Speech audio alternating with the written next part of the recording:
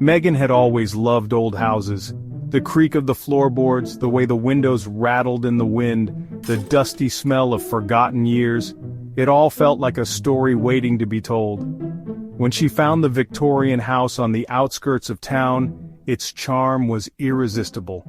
It was a fixer-upper, with faded wallpaper peeling in corners and floors that needed refinishing, but it was hers now.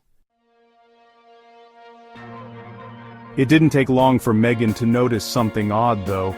It was subtle at first, like the faintest of whispers when she stood in certain rooms.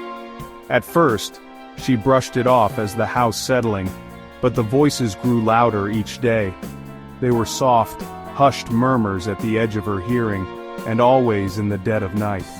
She tried to tell herself it was just the wind, or maybe the pipes. Yet, each night, the whispers grew more distinct, more urgent. They seemed to be coming from the walls themselves. Megan's sleep began to suffer. She would wake up in the middle of the night, drenched in cold sweat, her heart pounding in her chest. The whispers never stopped. They seemed to wrap around her, crawling into her ears, filling her mind with dread. One evening she could no longer ignore the feeling of being watched. She was in the attic, sorting through old boxes when a chill swept through the room. The hairs on the back of her neck stood up, and she froze, straining to hear the familiar whispers. But now, something else was there, a deep, guttural sound beneath the whispers. It was a voice, distorted and angry, and it wasn't coming from the walls anymore.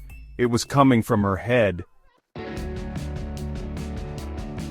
Megan bolted from the attic and ran downstairs, but the house seemed to twist around her. The once welcoming rooms now felt like traps. The whispering was everywhere, a cacophony of voices that pressed against her eardrums, urging her to do things. Strange thoughts filled her mind, thoughts she knew weren't her own. Thoughts of digging into the walls, of pulling away the layers of plaster to reveal what was hidden behind them. She tried to ignore the voices, but they wouldn't let her. Every night they became more insistent, more forceful. She could feel her sanity slipping, unraveling like a thread pulled too tight. Then one night, in a desperate fit, she grabbed a hammer and began to strike the wall in the hallway.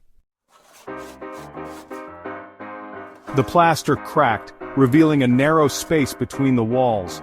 Her heart raced as she pried the opening wider, revealing a small, dark cavity. There was something inside, something wrapped in cloth. Megan's hands trembled as she pulled the bundle free. As soon as the cloth came away, a dark, rancid stench filled the air. Inside the bundle was a small, mummified hand, curled into a fist. The skin was dried and leathery, the nails long and twisted. Megan staggered backward, her breath shallow, her mind spinning. She didn't know why she had opened the wall, but it felt as if she had unleashed something that had been waiting. The whispers grew louder, no longer soft and distant. Now they were inside her head, clawing at her thoughts, begging her to. The air in the house seemed to press against her, suffocating her. Megan dropped the hand, but it felt as though it was still with her, following her every move. That night, the whispers turned into words. Whispers. You shouldn't have found us. Megan's blood ran cold. The voice was coming from all directions, from every corner of the house. She tried to run, but the house seemed to stretch, the walls closing in on her, the floors warping beneath her feet. She stumbled, her eyes wide in terror as the dark shape in the hallway loomed closer.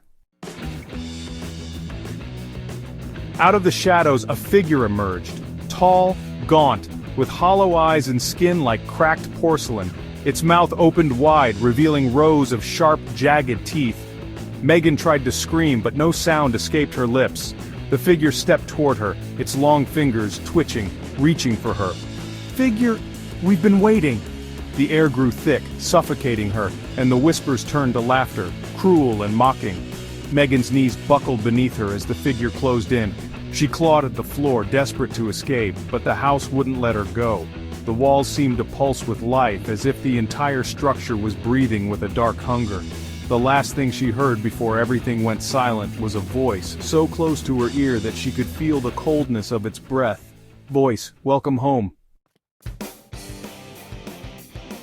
When the morning light finally filtered through the windows, the house was still, as if nothing had happened.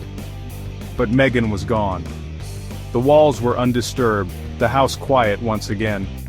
No one in town ever spoke of the house on the outskirts, the one that seemed to devour anyone who lived there. But every so often, late at night, if you listened closely enough, you might hear the faintest whisper, a whisper that calls out to anyone nearby, begging for someone to listen.